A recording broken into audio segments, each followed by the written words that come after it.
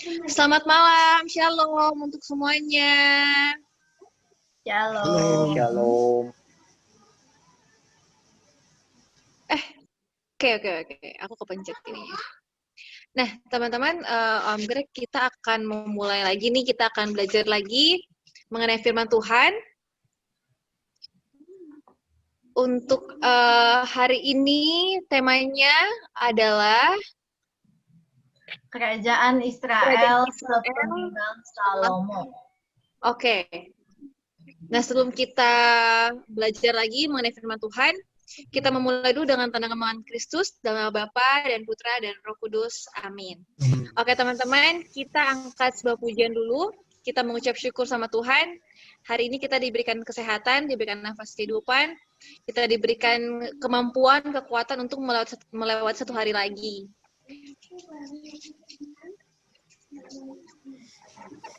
Cida, boleh lagu Hanya Dekat Kasihmu Bapa kah?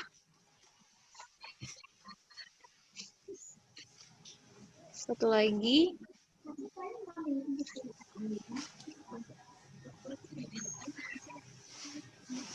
Yang inilah. Ada lagi yang aku sebentar ya. Ada lagi satu lagu lagi, Hanya Dekat Kasihmu Bapa. Oh. Wait. Yes.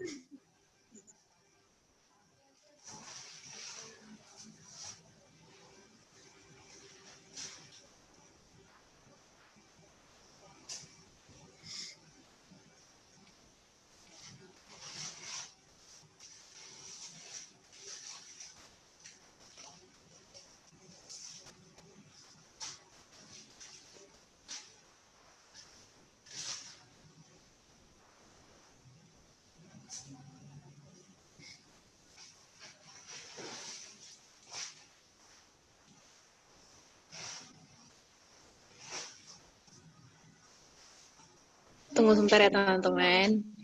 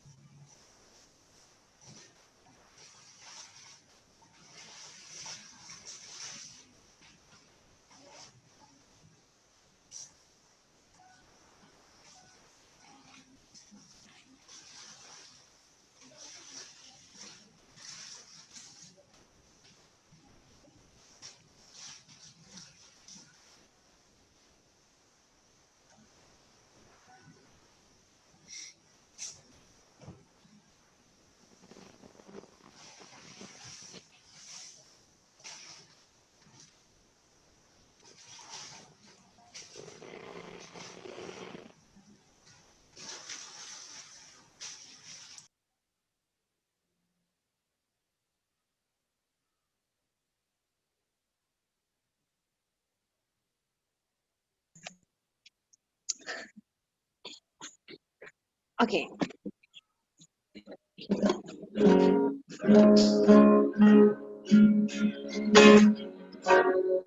Kita mengucap syukur, kita naikkan pujian.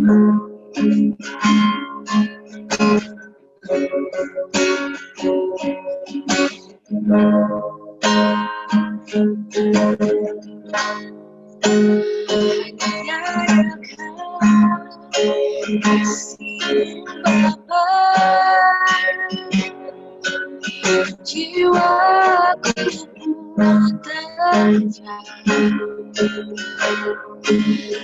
Kau menerima dengan sepenuhnya. Malamnya lihat Tuhan, namun kau memandang sampai ke dalam hatiku.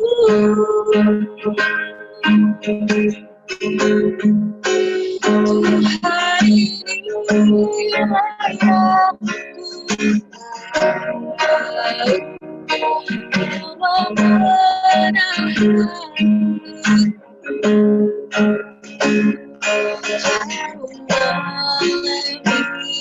semua yang terdekat sekalipun Tuhan ini yang kuat. Kau menjaga hati supaya kehidupan mengajar senantiasa.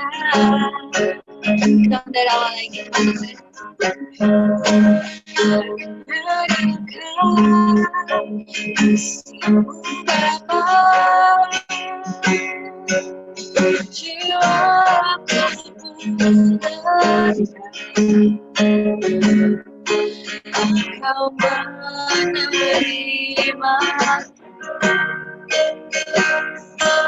dengan sepenuhnya, walau dunia lihat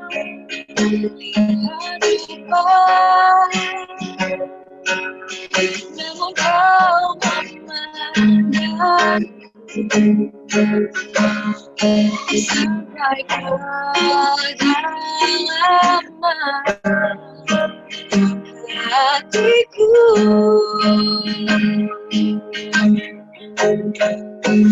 Tuhan inilah yang Kau mengenal hatiku. Kau melebihi semua yang terdekat sekalipun Tuhan inilah yang kuat. Kau menjaga hatiku supaya kehidupan mengajar senantiasa.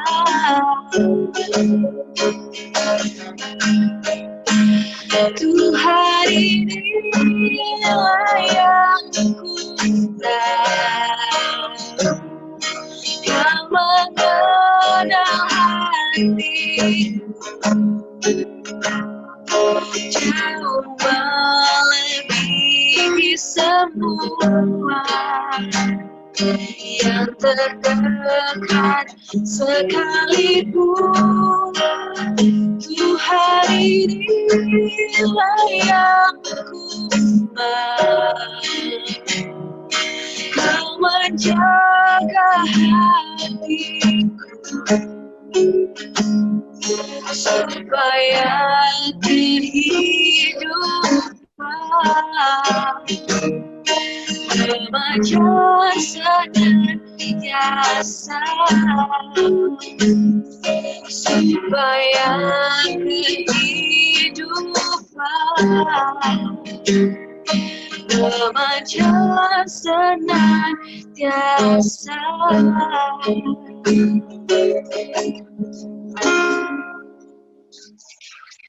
Selamat malam Tuhan Yesus, kami mengucap syukur berterima kasih kepadamu atas segala pemeliharaan Tuhan dalam kehidupan kami sepanjang hari ini.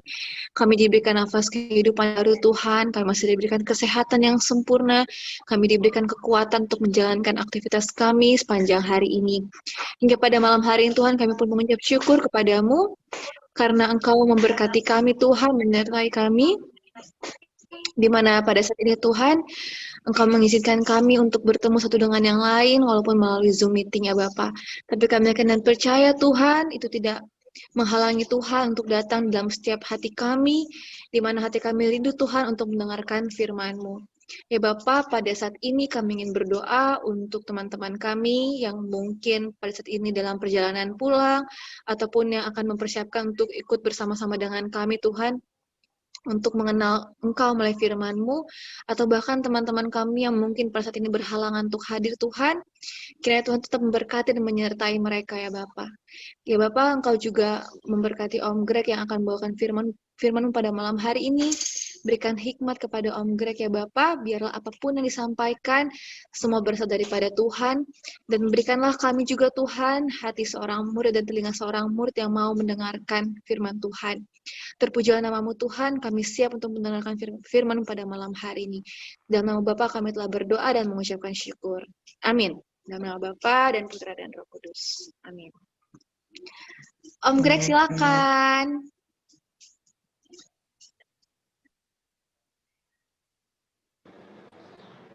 Ya. Sudah kembali kah?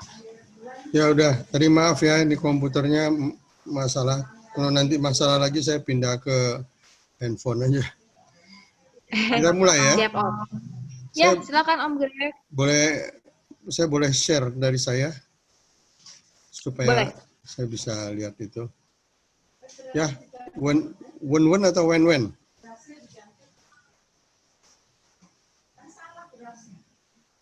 Halo, namanya Iya. Wen? Iya, Wen. Panggil Wen aja, Om. Panggil Wen. Oh, Wen, oke. Salam kenal ya, Wen. Salam kenal, Om. Ya. Wah, Remi udah ada nih. Saya mulai ya.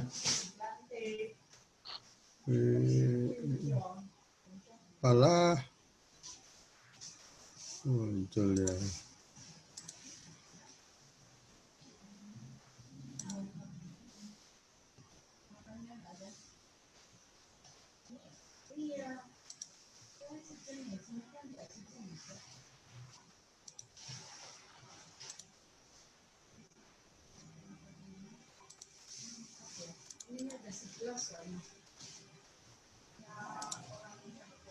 Udah kelihatan?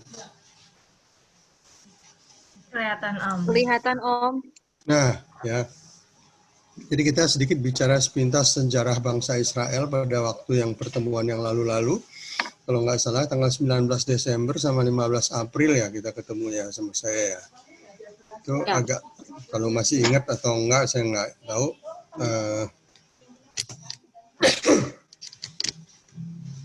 Sorry. Nah, jadi yang hijau ini adalah yang lalu ya. Nah, kalau kita lihat, nanti kita flash sekali lewat ya mengenai ini. Kalau kita lihat Salomo kemarin salahnya apa ya? Kemarin Salomo itu kan dia sudah diberi oleh Tuhan kebijaksanaan. Dan dengan kebijaksanaan itu dia bisa jadi mengembangkan segala sesuatunya, pemerintahannya, bahkan tanpa perang dia bisa menguasai segala sesuatu, sampai kerajaan-kerajaan di sekelilingnya juga takluk sama dia. Tetapi akhirnya dia jatuh karena berubah setia. Istilah bahasa Alkitab itu berubah setia, artinya tidak setia lagi gitu kepada Tuhan. Jadi dia menyembah ilah-ilah yang lain. Maka sampai hari tuanya dia terpaksa kerajaannya nanti kita bicarakan hari ini itu terbelah dua. Coba kita lihat. Nah, hari ini kita bicara kerajaan terbelah dua terdiri dari siapa yang menggantikan Salomo, kemudian siapa itu Yerobeam, dan kerajaan terbagi dua. Nanti next bulan depan kalau kita masih mau bicarakan, kita akan kerajaan yang terbelah dua itu, terbagi dua itu akan menjadi bagaimana dia. Ini yang merah-merah ini, tapi itu nanti ya. Jadi sekarang kita flashback yang hijau dan bicara yang biru sedikit. Ini kalau kita lihat di sini sejarah bangsa Israel, ini ya flashback yang lalu dulu ya. Itu dari mana sih asal muasal bangsa itu? Yaitu dari Abraham. Abraham ada di mana? Abraham itu adalah seorang yang berasal dari daerah Ur-Kasdim ini, yang dijanjikan oleh Tuhan akan diberikan tanah terjanji. Di mana tanah terjanji itu adalah di sini. Nah, pada waktu diberitahu, ini kursor kasih kelihatan ya? Kelihatan Om. Oke. Jadi dia dari sini jalan ke sini tapi nggak lurus. Dia jalan sama bapaknya Terah, sama adiknya Haran namanya, sama keponakannya Lot, sama istrinya Sarai, ya Abram waktu itu namanya. Dia jalan sampai ke Haran. Kebetulan namanya nama orang ada Haran, kakak adiknya itu tempatnya juga Haran. Kenapa dia kok lewat sini ya? Tidak dijelaskan kenapa. Cuman daerah ini kan daerah subur, ada kehidupan. Di daerah sini kan daerah tidak ada kehidupan. Dia jalan ke sini dan sampai sini tinggal di sini sampai ayahnya meninggal. Tuhan kasih tahu lagi sama dia, pergilah kau ke tempat yang akan kuberitahukan kemudian. Seperti pesan pertama dulu, di mana dia pergi tanpa diberitahu dengan janji bahwa keturunannya akan seperti bintang di langit, seperti pasir di laut. Maka dia jalanlah pergi ke sini. Akhirnya dia tinggal di daerah sekitar Hebron ini. Sampai dia menjadi kaya di situ. Kaya dengan Lot juga keponakannya juga kaya. Akhirnya dia akan sedikit berselisih tentang kekayaannya. Akhirnya mereka bersepakat untuk bagi dua. Tapi lama-lama di daerah ini terjadi kelaparan. Karena waktu itu kelaparan, dia mengungsi pergi ke Mesir. Setelah di Mesir, itu kan ada kejadian, kita nggak usah bahas lagi ya, karena jadi namanya juga flashback doang. Singkat kata, setelah habis masa kelaparan, dia kembali ke tempat ini lagi. Waktu dia kembali, sudah ada yang ikut, yaitu seorang perempuan, Hagar, yang jadi budaknya Sarah. Nah, itulah dia berkembang biak di sini, saya pakai berkembang biak, memangnya binatang, ini orang ya. Dia punya, ditunggu-tunggu anaknya nggak lahir-lahir, akhirnya dia bilang, si Sarah bilang sama suaminya Abraham, hampirilah Hagar, lahirlah Ismail. Dan nanti Ismail itu menjadi cikal bakal keturunan orang-orang Arab. Sedangkan anaknya sendiri belum lahir. Kemudian pada waktu masa tuanya Sarah, lahirlah anak itu, Ishak. Ishak punya anak, kemudian Ishak kawin dengan siapa? Dengan Ribka. Nah, punya anak kembar. Siapa? Esau dan Yakub. Esau dan Yakub. Nah, itulah Esau menjadi keturunan, menjadi nenek moyangnya orang Moab. Sedangkan si Yakub kelak kemudian hari namanya diganti menjadi Israel. Ya, dia punya anak 12. Anaknya 12 itu tinggallah di daerah sini berkembang. Sudah punya anak 12. Anaknya yang ke-11 itulah namanya Yusuf, yang paling disayang oleh bapaknya. Karena apa dia paling disayang? Karena dia lahir dari Rahel, wanita yang paling dicintai oleh bapaknya. Nah, kemudian kakak-kakaknya kan iri semua sama dia. Maka dia suatu hari bapaknya suruh dia pergi. Kakak-kakakmu sedang mengembalakan ternak, susullah mereka. Pakailah ini, jubah yang paling indah ini. Sebelumnya dia sudah mimpi. Mimpinya itu kakak-kakaknya menyembah sama dia. Wah, tambah sebel lagi kakak-kakaknya. Akhirnya pada waktu dia disuruh pergi ke sana, dia pergi ke sana, ketemu dengan kakak-kakaknya bilang, inilah kesempatan kita bunuh ini, si tukang mimpi ini. Nah, kemudian akhirnya kakaknya yang paling tua, Ruben, tidak tega, jangan dibunuhlah, kita masukin ke sumur aja. Maksudnya dia melindungi adiknya itu ya, daripada adik-adik yang lain. Nah, tapi kemudian ada orang Midian lewat di situ, rombongan. Nah, sekali lagi Ruben mau menyelamatkan nyawa daripada Yusuf. Dia bilang, daripada kita biarkan dia di sumur itu mati, kita jual aja. Dijual, dibawa ke Mesir. Di Mesir dijual, yang beli Potifar. Potifar itu siapa? Potifar itu adalah kepala rumah tangga istana dari Firaun. Ya, ingat sampai situ ya. Ingat. Oke. Sampai di situ akhirnya terjadi kelaparan. Tetapi sebelum kelaparan itu Firaun mimpi ada 7 ekor sapi gemuk dimakan oleh 7 ekor sapi kurus, sapinya tetap kurus. Kemudian ada 7 bulir gandum yang bernas, tapi kemudian ada 7 bulir lagi gandum yang kurus. Gandum itu memakan gandum yang gemuk, tapi dia tetap kurus juga. Akhirnya setelah tidak ada orang yang ahli-ahli di situ yang tidak yang diminta untuk menafsirkan mimpi, tidak bisa, maka Yusuflah yang dipanggil. Akhirnya Yusuf diberi kekuasaan menjadi orang nomor 2 di kerajaan itu. Pada waktu terjadi masa paceklik, kan dia ditanya oleh Firaun sebelum terjadi. Mesti bagaimana? Dia bilang, ya selama 7 tahun masa makmur, kita bikin lumbung, kita kumpul semua makanan. Nanti 7 tahun masa kelaparan, kita punya makanan banyak. Oke, bagus kalau gitu kamu aja jadi pimpronya. Makanya dia jadi orang nomor 2 di situ. Setelah itu terjadi pada waktu masa kelaparan, maka Israel di sini, Yakub menyuruh anak-anaknya yang 10, tidak termasuk yang bungsu ya, tidak termasuk Benyamin, Ruben, Simeon, Yehuda dan sebagainya, disuruh pergi membeli makanan. Nah, disitulah mereka akhirnya ketemu dengan Yusuf. Akhirnya terjadi mimpi Yusuf yang dulu bahwa mereka semua menyembah Yusuf. Nah, singkat cerita, setelah mereka 2 kali datang, maka selanjutnya seluruh keluarga itu disuruh pindah ke Mesir.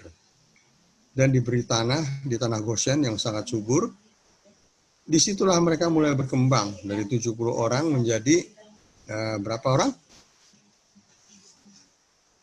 Ada 13.000 ya, setelah 400 tahun di situ. Nah, disitulah baru lahir Musa. Musa membawa mereka keluar dari situ setelah menjadi bangsa untuk kembali ke tanah terjanji ini. Tetapi perjalanan ini sebetulnya kan hanya berapa bulan? 2 bulan bisa sampai. Tapi mereka 40 tahun baru sampai. Itu pun keliling. Kita coba lihat ya.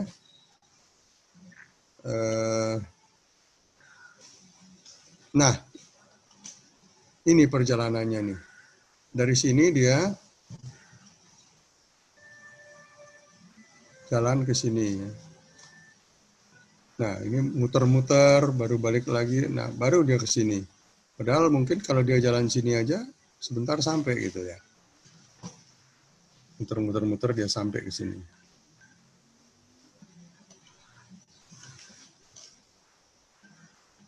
Nah, itulah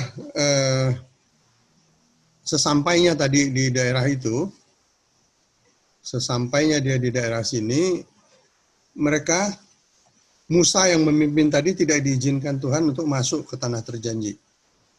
Dia di Gunung Nebo melihat, Gunung Nebo itu di mana? Sebelah sini ya. Karena dia datangnya dari sebelah sini. Di seberang Sungai Yordan, sebelah sini. Yabok, Sungai Yabok, mana nih? Nah, ini Gunung Nebo. Disinilah Musa terakhir bisa melihat daerah ini, tapi tidak diizinkan masuk. Kemudian siapa yang mimpin mereka masuk ke sini? Yosua bin Nun ya. Jadi Yosua memimpin ke sini. Setelah mereka masuk sini, mula-mula dia masuk ke kota mana? Yeriko ya. Jericho. Oke. Nah, di situ ada suatu kesaktian lagi yang diberikan Tuhan. Yeriko itu punya tembok. Tembok itu mereka nggak bisa mengalahkan itu kan. Tetapi pakai apa mereka merubuhkan tembok itu? Apakah pakai senjata? Keliling. Dia hanya keliling aja, nyanyi-nyanyi. Doa 7 kali. Ya, wah hebat. Doa 7 keliling. Iya. Tiap hari 7 kali, hari terakhir 1 kali saja. Begitu mereka teriak, roboh itu tembok. Hebat sekali ya. Ya. Nah, tanah-tanah ini daerah ini, tanah terjanji ini, mereka bagi berdasarkan suku-sukunya. Tadi kan suku-sukunya adalah berdasarkan keturunan daripada anak-anak Israel itu. Anak pertama Ruben, anak kedua Yehuda. Ruben, Simeon, Lewi, Simeon, Yehuda. Lewi, Yehuda. Ya, oke. Ini ya, Simeon dapat tanah di sini, Yehuda dapat tanah di sini. Nah, Yusuf di mana tanahnya? Nggak ada di sini tanah Yusuf. Kenapa? Dan juga nggak ada tanah Lewi. Karena orang Lewi mengurus bait Allah, Om. Jadi orang Lewi memang tidak kebagian tanah. Jadi orang-orang yang lain mengumpulkan persepuluhan untuk kehidupan orang Lewi. Tapi orang Lewi bukan nggak ada punya tanah sama sekali. Kota-kota dikasih sih, tapi kota-kota doang. Tanah-tanah luas perkebunan tidak. Nah terus tadi Yusuf di mana? Nggak tahu, Om, kalau yang itu. Nggak tahu ya. Yusuf di Mesir, Om. Jadi Yusuf ini punya anak dua. Namanya Efraim dan Manasye. Efraim dan Manase. Nah ini dia. Ya. Ini Efraim tanahnya di sini. Manase dapat tanah bahkan dua. Jadi Yusuf sebetulnya istimewa, dia luas banget tanahnya gitu loh. Ya. Nanti kelak kemudian hari kita bisa lihat di sini bahwa Yehuda di daerah sini, sedangkan di sini banyak ya suku-sukunya. Nah, Filistin di mana? Filistin tuh masih di sini, mereka tidak caplok ya. Kan mereka harus caplok daerah ini semua, tapi Filistin tidak dicaploknya gitu loh. Masih tetap Filistin di sini. Nah, itu kelak kemudian hari apa hubungannya dengan Palestina, kita nggak bahas itu ya. Itu ya ceritanya sampai di situ. Nah, di sini pada waktu kan mereka di situ tidak punya raja. Lama bangsa itu memang tidak punya raja karena Tuhan memimpin langsung bangsa itu. Jadi siapa yang memimpin di dunia? Ya, mereka dengan pimpinannya adalah hakim-hakim. Hakim-hakim ya. Sehingga suatu hari mereka minta kepada Tuhan, mau dong raja, dikasih Raja Saul. Ini pada zaman Raja Saul, inilah daerah mereka. Sama, masih tetap itu juga, tapi gambarnya kayak gini. Kemudian Saul digantikan oleh Daud. Daud inilah raja yang paling besar sepanjang sejarah. Pada zaman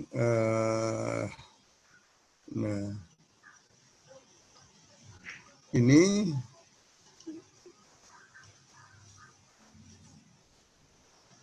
sorry.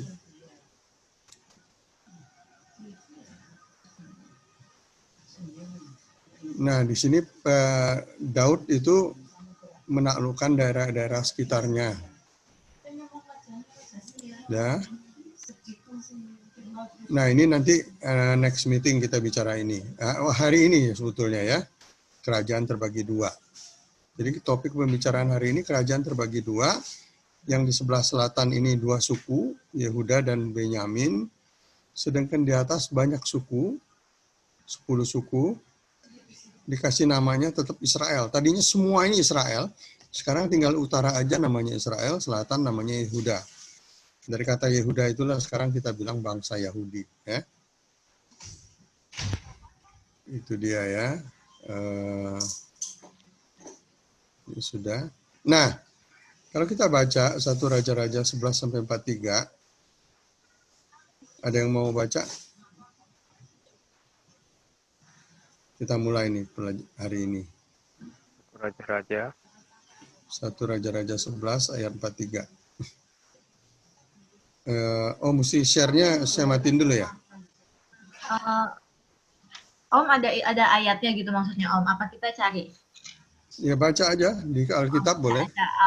Aku aja deh, Om. Aku aja. Iya. 1 Raja-Raja 11 ayat 43. Kemudian Salomo mendapat perhentian bersama-sama dengan nenek moyangnya, dan ia dikuburkan di kota Daud ayahnya. Maka Rehabeam anaknya menjadi raja menggantikan dia. Ya.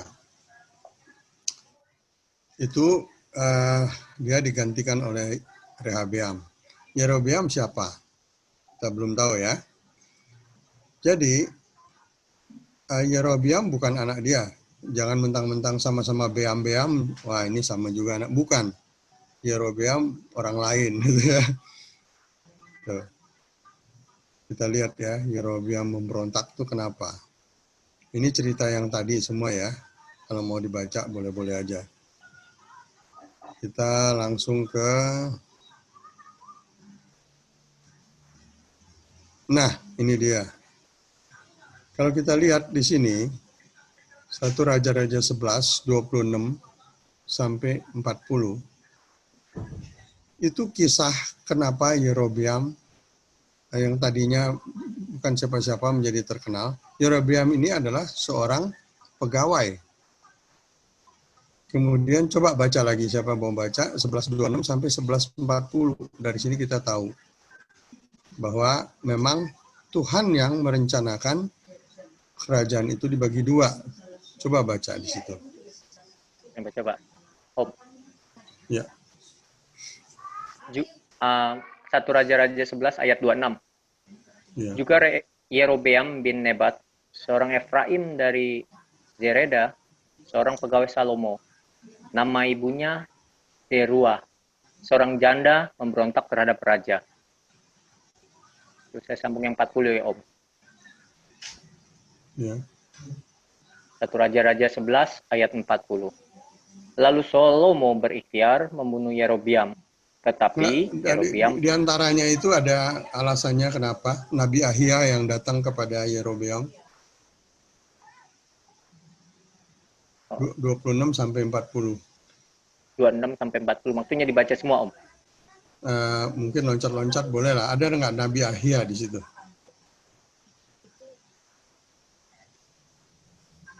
Ya, yang ada di 29. Nah, Pada waktu itu ketika Yerobeam keluar dari Yerusalem, Nabi Ahia orang Silo itu mendatangi dia di jalan dengan berselubungkan kain baru, dan hanya mereka berdua ada di padang. Ahia memegang kain baru yang di badannya, lalu dikoyakkannya menjadi 12 koyakan. Dan ia berkata kepada Yerobeam, ambillah bagimu 10 koyakan, sebab beginilah firman Tuhan Allah Israel. Sesungguhnya aku akan mengoyakkan kerajaan itu dari tangan Salomo, dan akan memberikan kepadamu 10 suku. Tapi 1 suku akan tetap kepadanya, oleh karena hambaku Daud, dan oleh karena Yerusalem, kota yang kupilih itu, dari segala suku Israel. Ini sambung lagi Om, ke 33 atau ke 40 Om? Langsung 40 aja. Oke. Ayat yang ke-40.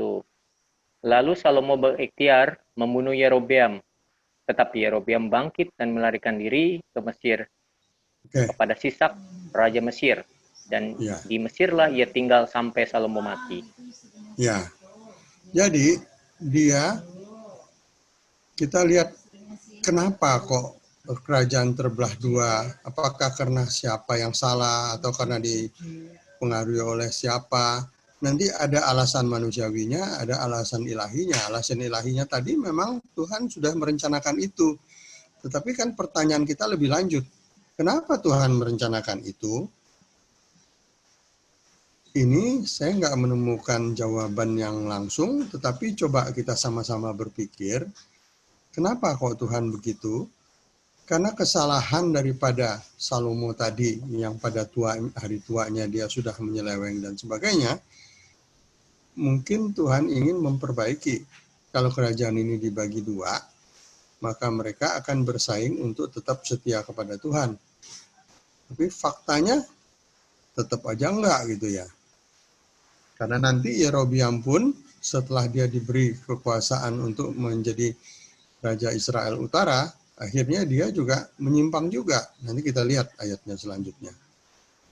Nah, tetapi tadi karena karena dia sudah diberitahu oleh Raja Ahia itu dan semua itu kejadian diketahui oleh Salomo, maka Salomo berniat untuk membunuh Yerobeam. Makanya dia lari ke Mesir. Sampai suatu hari Raja Salomo meninggal, maka dia digantikan oleh anaknya Rehabeam. 1 Raja 11:43 sampai 12:1. Kalau mau baca silakan, kalau enggak ya pokoknya kita anu aja ya. Udah tahulah bahwa isinya itu. Tetapi ketika Rehabeam ini menjadi raja dan dia dilantik di mana? Di mana dia dilantik? Sikem. Sikem, ya. Oke. Ya. Oke. Wah, hebat. Baca. Oke, dia dilantik di Sikem. Nah, kan Yerobeam tahu kan semuanya ini. Dan dia ingin menghadaplah kepada Rehabeam. Maka Yerobeam kembali. 1 Raja-Raja 12 ayat 2. Setelah Yerobeam kembali, Yerobeam menghadap kepada Rehabeam. Nah, ini coba kita baca lagi yang menghadap ini. 12 ayat 3 sampai 4.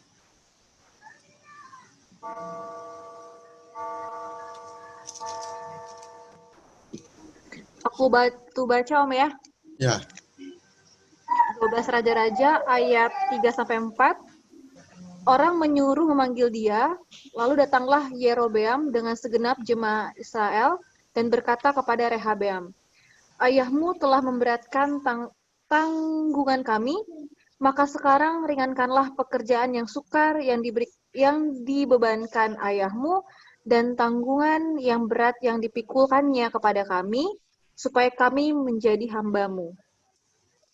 Nah, jadi ini penting sekali. Di sini ada pesan moral. Sampai ke selanjutnya ke bawah, ini empat poin ini adalah pesan moralnya nih. Kenapa kok sampai Yerobeam memberontak? Padahal tadi udah jelas dibaca di situ bahwa Yerobeam berniat mengabdi kepada Rehabeam. Ya apa enggak? Supaya kami, apa tadi bunyinya? Supaya kami menjadi hambamu. Supaya kami menjadi hambamu. Jadi niat dia baik, udah bener kan? Nah, dia juga nggak mengingat-ingat bahwa tadi yang dirobek jadi 10 itu tadi. Dia masih mau tetap setia kepada raja. Tetapi kan kerajaan ini dulu yang disisakan oleh Salomo, pajaknya kan besar. Karena kemewahan-kemewahan. Salomo hidupnya sangat mewah. Makannya aja keinget kita bicara yang lalu, luar biasa kan? Satu hari dia bisa memotong berapa sapi.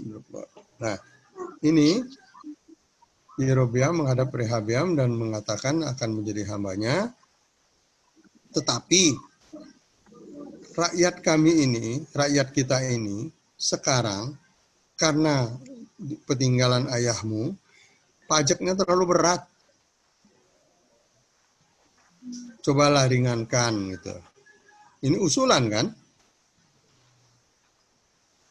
Nah, Rehabeam tidak serta-merta bisa menjawab itu.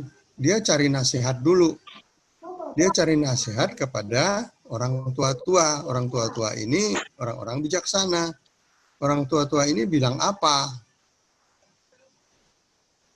Kemudian sudah dikasih tahu oleh orang tua-tua itu, apakah dia nurut apa enggak sama orang tua-tua itu? Coba baca lagi, 12:5-7. 12 ayat 5-7. Tetapi ia menjawab mereka, pergilah sampai lusa, kemudian kembalilah kepadaku. Lalu pergilah rakyat itu. Sesudah itu Rehabeam meminta nasihat dari para tua-tua yang selama hidup Salomo mendampingi Salomo. Ayahnya katanya, apakah nasihatmu untuk menjawab rakyat itu? Mereka berkata, jika hari ini engkau mau menjadi hamba rakyat, mau mengabdi kepada mereka dan menjawab mereka dengan kata-kata yang baik, maka mereka menjadi hamba-hambamu sepanjang waktu. Nah, kalau kita lihat kepada ajaran Tuhan Yesus, jika engkau ingin menjadi yang terbesar, jadilah yang terkecil. Jadilah pelayan. Ya. Nasihat orang tua-tua ini kepada Rehabeam, layanilah rakyatmu, ikutilah bukan nurutin, tetapi maksudnya kebutuhan mereka sekarang kan supaya pajaknya diringankan. Ya ringankanlah supaya mereka menjadi setia kepadamu gitu loh. Ya kan? Ya apa enggak? Ya Om. Itu dia pesan ini bagus sekali. Tetapi apakah Rehabeam sudah bertanya kepada orang tua ini, sudah diberitahu, dia nurut apa enggak? Coba lihat lagi selanjutnya. 12 ayat 8 sampai 15. Dia pergi kepada nasihat orang lain lagi, orang muda.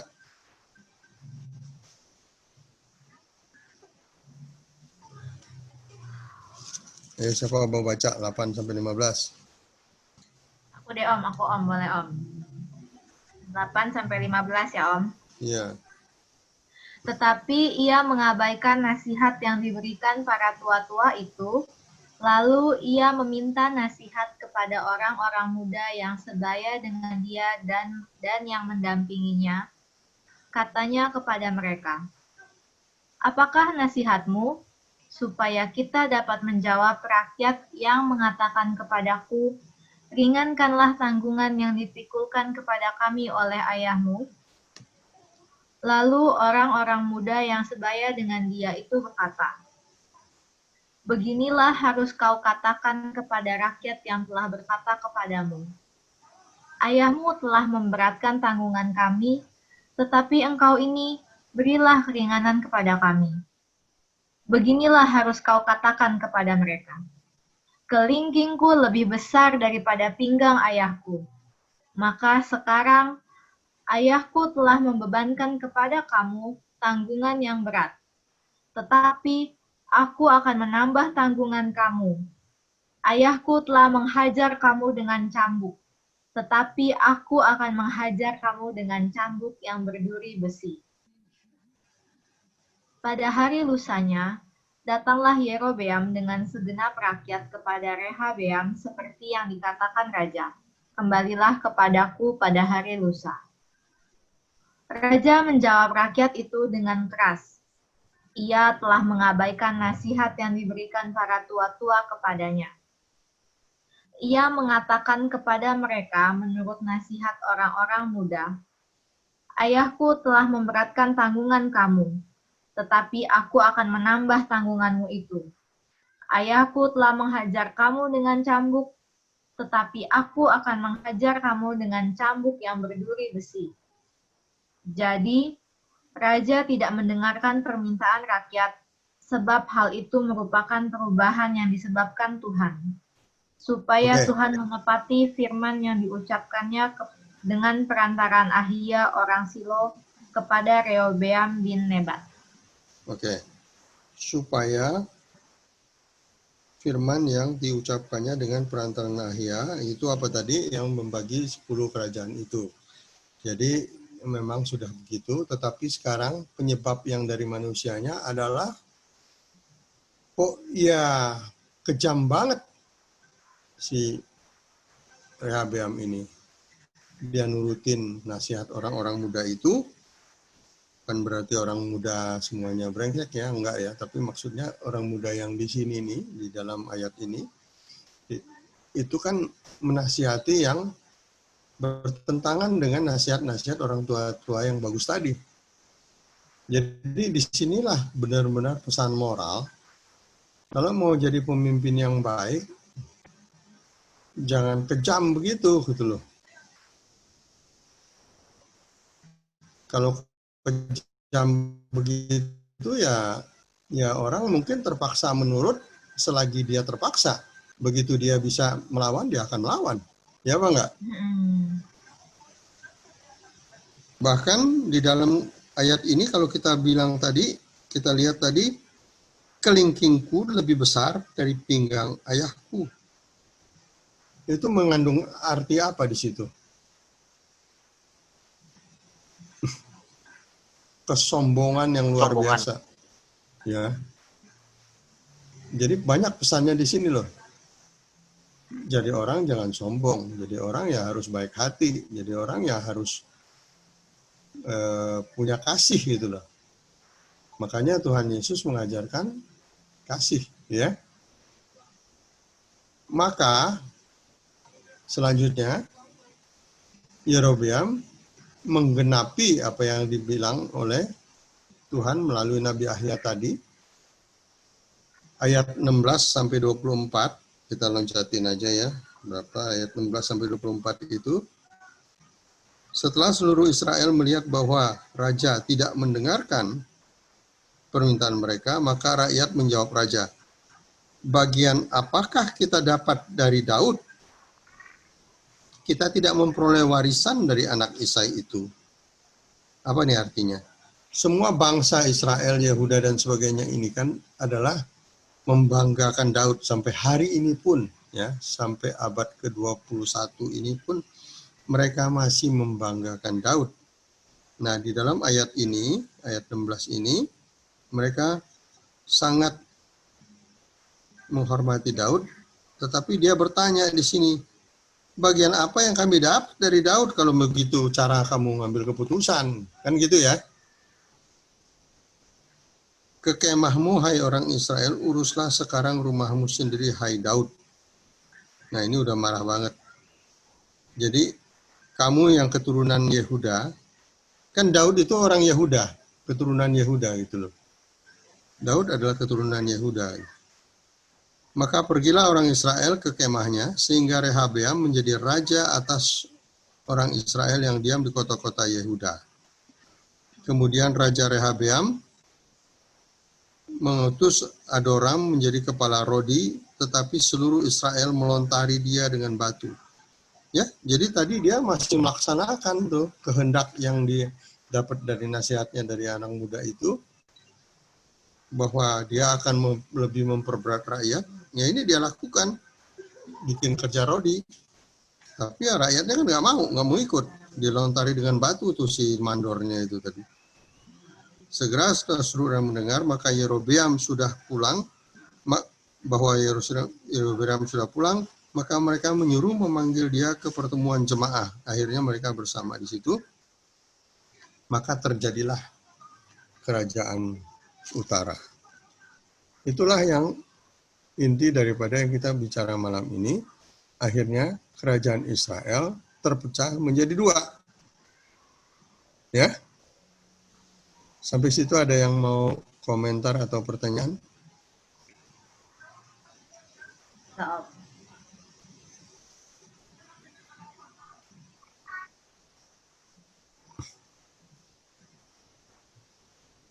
Ada? Belum kayaknya Om. Belum ya? Oke, kita lihat selanjutnya.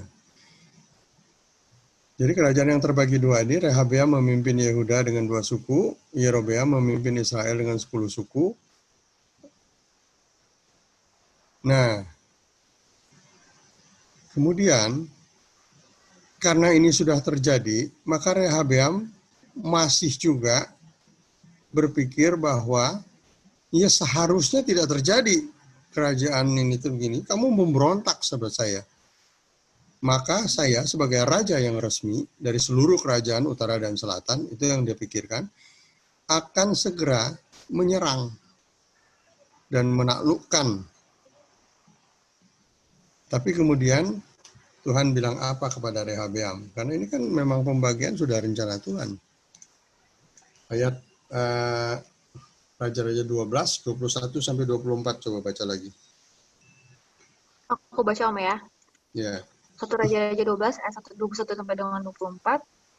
Ketika Rehabeam datang ke Yerusalem, ia mengumpulkan segenap kaum Yehuda dan suku Benyamin, 180.000 teruna yang sanggup berperang untuk memerangi kaum Israel dengan maksud mengembalikan kerajaan itu kepada Rehabeam anak Salomo.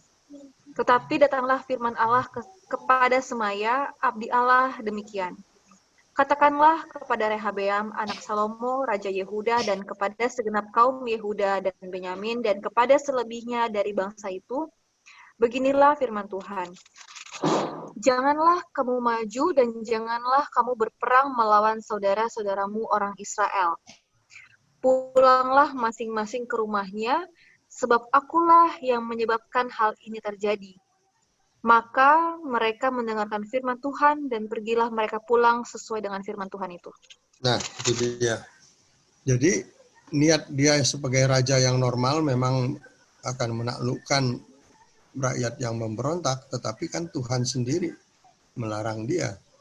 Ya udah, tahu dirilah kau, nggak usah nyerang-nyerang ke sana. Memang aku yang mau membagi kerajaan ini menjadi dua, ya. Jadi sekarang sudah ada pertanyaan belum? Udah terjawab tadi Om Greg udah bilang. Ya. Nah, sekarang Yerobeam di utara, Rehabeam di selatan, di Yehuda. Saya tanya dulu, Bait Allah ada di mana? Utara atau selatan?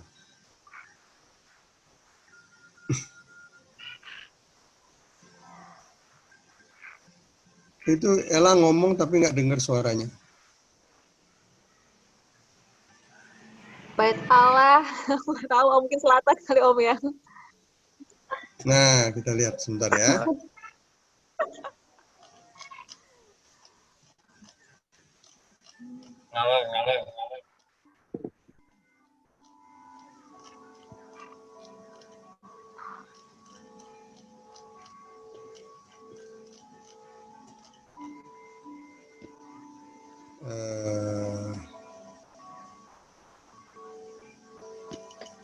Ini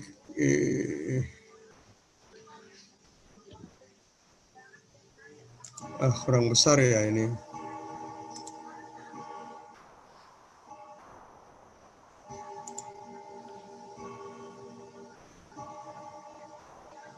Tapi bisa di zoom kok ini Om slide-nya. Oh, bisa ya? Bisa. Kalau dari handphone sih bisa ya, saya nggak tahu kalau dari laptop. Oh, betulan nggak bisa. Ini kan ya, kerajaan ini. Kota Yerusalem itu adanya di sini. Bait Allah ada di kota Yerusalem kan? Nih. Lihat nggak? Ya. Iya. Ini Bethlehem tempat Yesus lahir. Hebron tempat pertama kali Abraham datang. Ya. Nah, Yerusalem adalah kota Daud. Dulu waktu Daud menjadi raja, dia membangun kampung Yerusalem apa namanya, menjadi kota Yerusalem, dibangunlah di situ Bait Allah, tapi yang bangun bukan Daud, adalah Salomo yang membangun. Ya kan?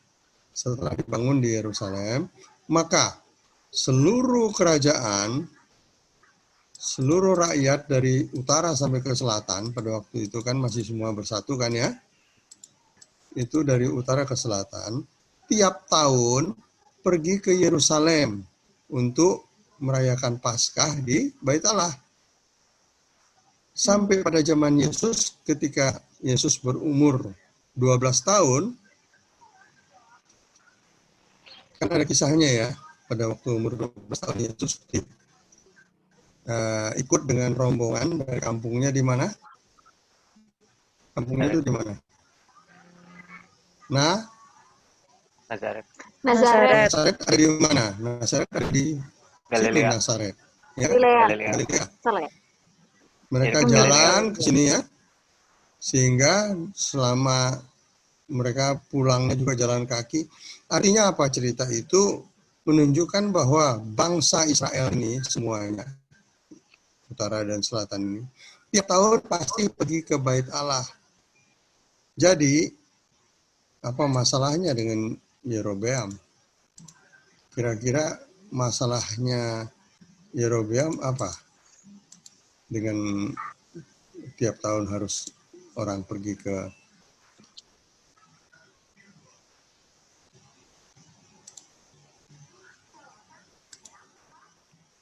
Kenapa kira-kira?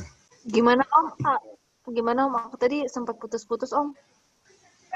Jadi setiap tahun rakyat, setelah kerajaan terbagi dua, baik rakyat utara maupun rakyat selatan, mereka kan semua penganut agama yang sama. maka setiap tahun mereka merayakan Paskah di Bait Allah. Jadi masalahnya apa dengan Yerobeam?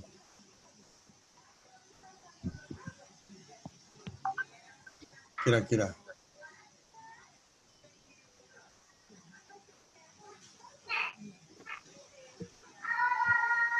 Belum tahu? Ada yang mau jawab? Coba aja.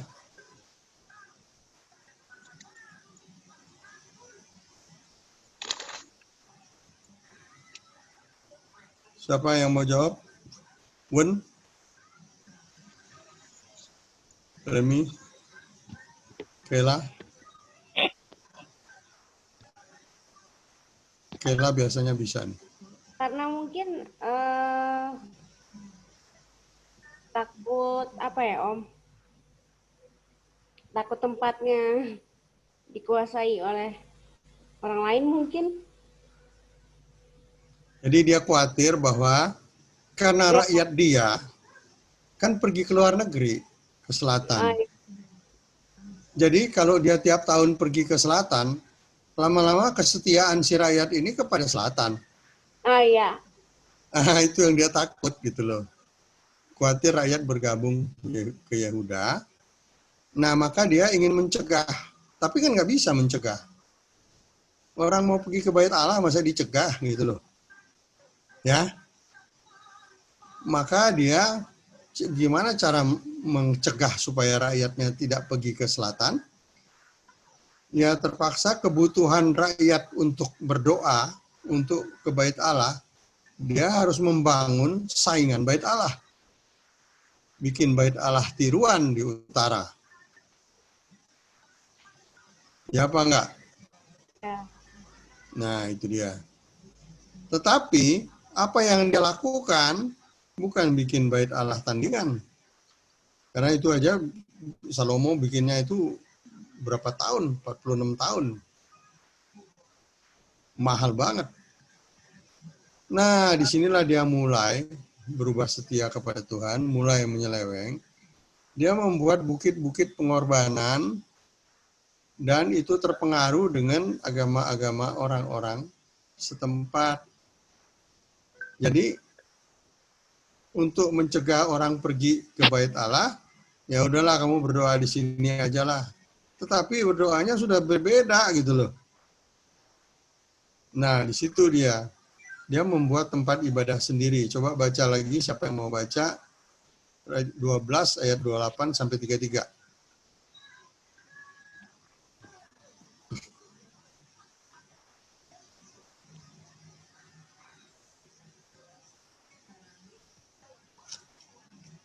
Ada yang mau baca? Saya dong. Ya. 1 Raja 12 ayat 28 sampai 33. Sesudah menimbang-nimbang, maka raja membuat 2 anak lembu jantan dari emas. Dan ia berkata kepada mereka, "Sudah cukup lamanya kamu pergi ke Yerusalem. Hai Israel, lihatlah, sekarang Allah-Allahmu yang telah menuntun engkau keluar dari tanah Mesir.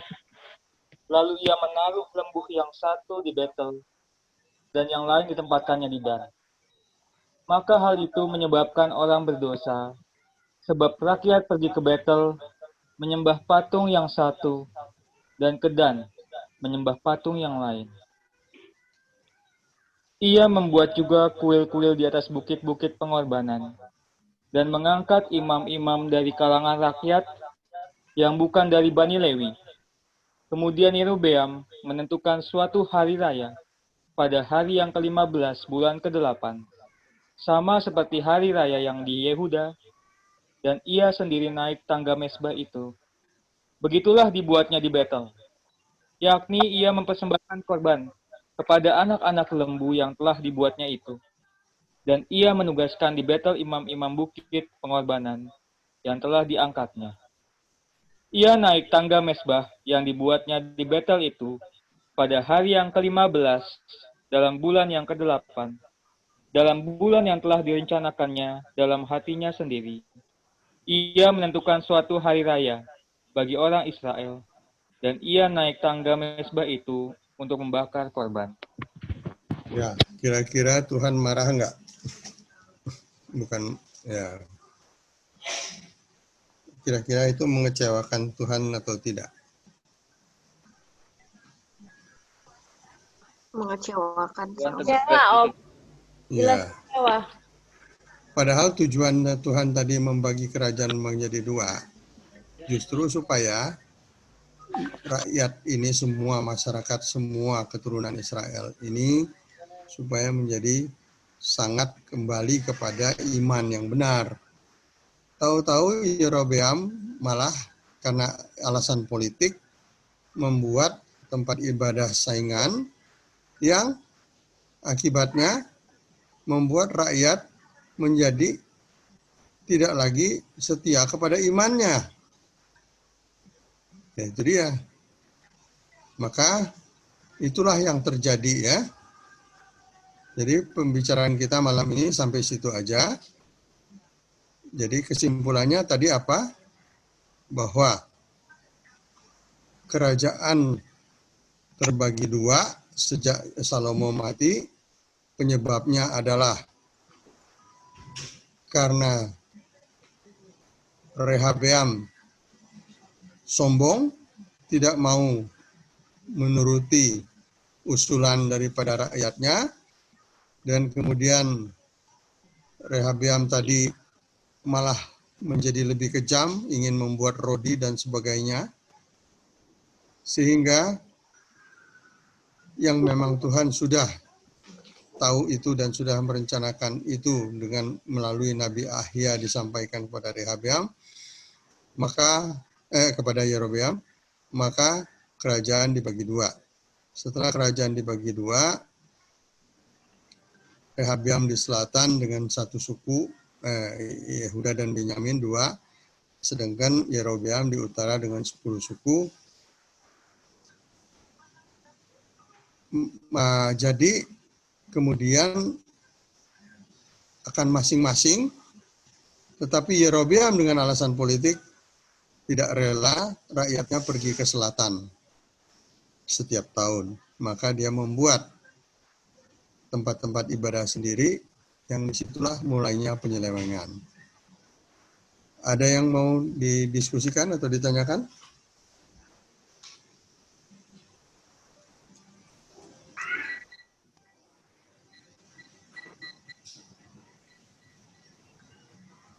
Jadi diskusi kita ini ya satu halaman ini sebetulnya.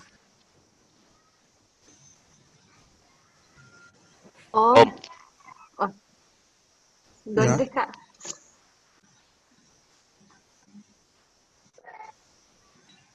Kenapa nggak jadi ya lah? Tadi ada yang mau komentar juga Om, Kak. Siapa ya tadi? Om. Ya. Sorry Om. Saya dapat hikmatnya tentang Salomo. Tadi kan Om sempat ada bahas ya bahwa kenapa pecah gitu ya kan. Kenapa pecah. Karena salah satunya yang saya dapat itu Salomo itu mengikuti roh Mamon atau lo dewa uang. Kan ada ayat berkata kamu tidak bisa menyembah dua Allah, tidak bisa menyembah dengan Allah dan Mamon gitu. Maksudnya pilih salah satu gitu. Nah, si Salomo ini menyembah Mamon, mendewakan Mamon lebih daripada Allah Bapa. Saya kenapa itu juga pecah? Salah satunya kan Tuhan menjanjikan di 1 Raja-Raja 3:14, dan jika engkau hidup menurut jalan yang ku tunjukkan dan tetap mengikuti segala ketetapanku dan perintahku sama seperti ayahmu Daud, maka aku akan memperpanjang umurmu. Dan jika berarti dia kan tidak menuruti jalan yang dilalui oleh si Daud, bapaknya, ayahnya, dan nggak mengikuti segala ketetapan perintah Tuhan, berarti kan, Tuhan membuat kerajaan itu pecah. Nah, jadi apabila dia mengikuti perintah Tuhan, hidup jalannya mulus seperti Daud, kan. Dan saya mengambil hikmat juga bahwa EPN atau terakhir akhir dari kisah adalah respon hati seseorang gitu. Siapapun itu, respon hati seseorang itu benar baik gitu. Jika respon hati orang itu benar baik, berbalik menuju kepada Tuhan, maka segala yang dari awalnya apapun orang itu, maaf kata, negatif, kehidupannya negatif, Tuhan tidak memperhitungkan itu. Karena Ya, pada akhirnya lah yang akan dihitung sama Tuhan gitu. Itu yang jadi tolak ukur Tuhan. Itu sih saya yang dapat dari pelajaran tentang Salomo, Om. ya, bagus sekali. Kalau ada salah dilarang. Itu bagus sekali. Dan itu berlaku dalam kehidupan sehari-hari zaman sekarang juga gitu. Ya, Dalam kita menjalankan pekerjaan, dalam mengerjakan bisnis atau apa, itu masih berlaku kayak gitu. Tadi siapa? Wen ya? Om. Benar, Iya. Om. Saya Oke. benar, Om. Iya, oke. Bagus banget, Wen. Oke, Om. Ada lagi yang lain? Masih belajar, Om. Ya bagus lah, memang semua kita masih belajar, sampai tua juga belajar. Siapa lagi?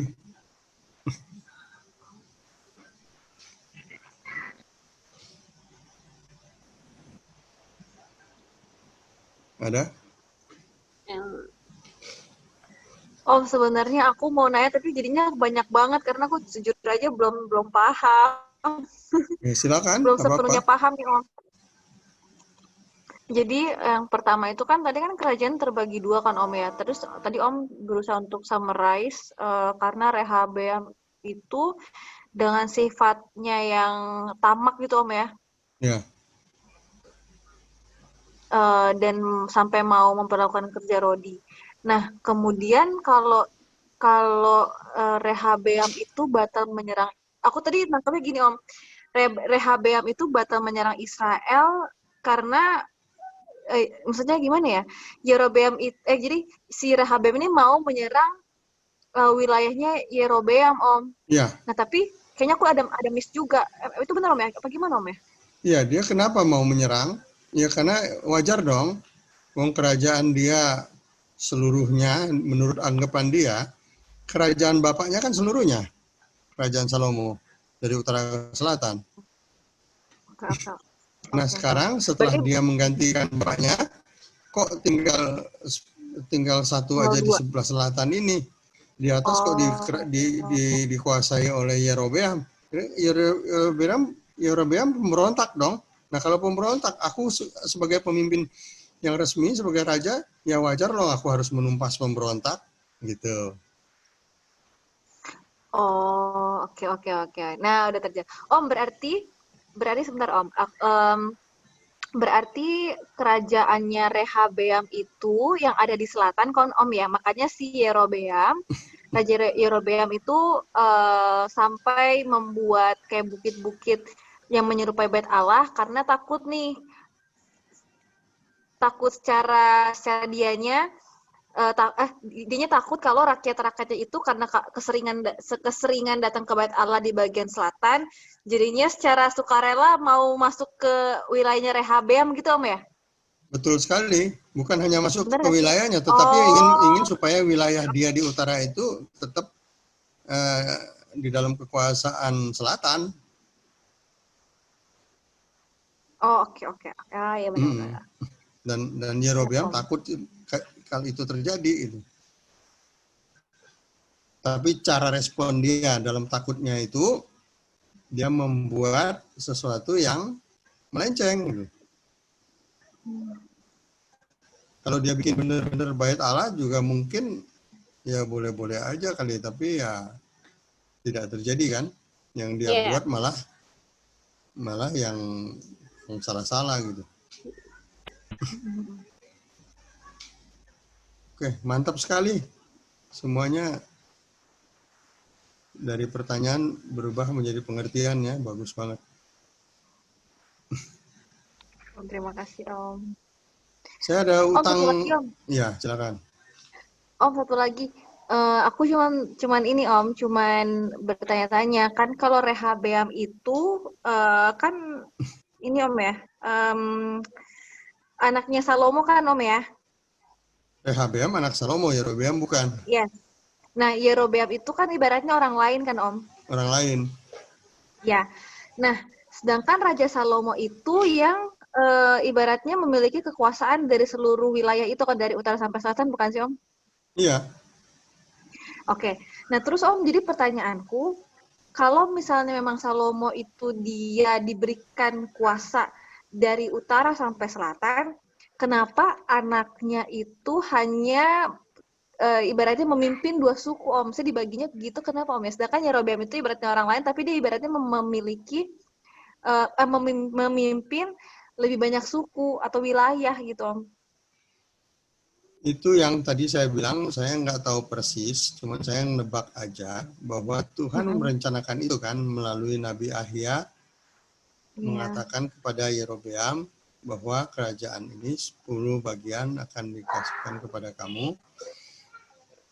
Mungkin saya pikir bahwa Tuhan merencanakan itu supaya penyelewengan iman tadi bisa dibenerin gitu loh. Itu saya pikir, nggak tahu yang lain punya pendapat apa ya. Pasti-pastinya ya saya nggak tahu. Dan Tuhan mikir kenapa, mana saya tahu. Iya sih, Om, benar. Tapi kira-kira saya begitu ini. Supaya mereka justru menjadi benar. Malah menjadi makin salah gitu. Ya, kira-kira gitu ya. Iya, siap, Om. Terus Helen, pertanyaan Helen yang lalu, Amsal apakah ditulis oleh Salomo gitu ya? Helen masih di situ? Yang kemarin itu ya, Om ya. Helen malah agak lupa tuh, Om, di pertanyaan ya udah. spesifik mana ya? Kebetulan kalau lupa. Iya, Om. Ya, saya utang itu pertanyaan itu.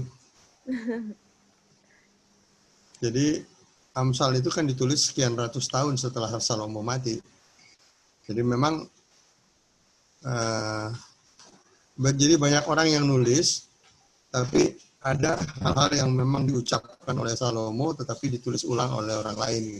Tepatnya nggak tahu ya, Om. Nggak jelas ya di Alkitab kapan. Saya belum menemukan. Mungkin jelas, mungkin nggak jelas. Saya yang belum menemukan. Siapa tahu Bun bisa nemukan kali.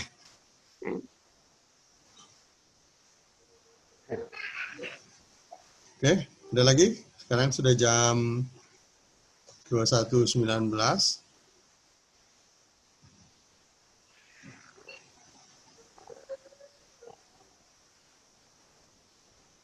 Kalau enggak, ini kira-kira yang akan kita bicarakan di pertemuan selanjutnya. Israel dikuasai Asyur, Israel dibuang oleh Asyur, dan kemudian Yehuda juga dikuasai Babel. Semuanya kalau kita baca dari Kejadian sampai kepada Yosua, kita akan melihat bahwa bangsa Israel ini setiap kali dia setia kepada Tuhan, dia menang terus melawan siapapun. Bahkan dengan jumlah tentara yang sedikit, dia bisa mengalahkan bangsa-bangsa lain, kerajaan-kerajaan lain yang punya tentara banyak. Tetapi begitu mereka sudah mulai imannya tidak setia lagi kepada Tuhan, kepada Yahweh, maka dia dikalahkan dengan mudah sampai dibuang dan sebagainya. Selalu itu berulang gitu.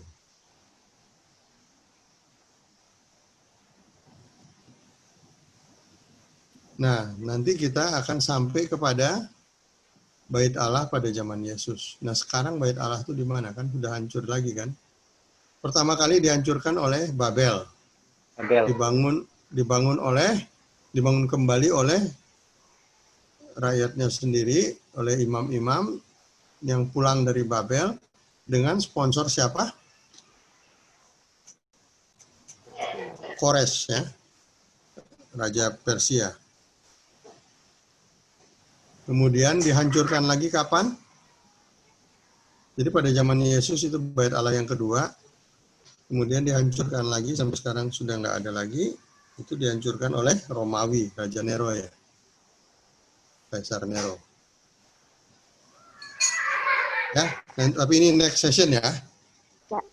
Malam ini kita sampai di sini. Kalau sudah, silakan. Kalau masih ada pertanyaan, silakan juga. Saya kembalikan kepada panitia. Helen, Ke Ella mungkin Om. Ella ya. Ya. Terima kasih Om Greg untuk pembelajaran yang luar biasa hari ini.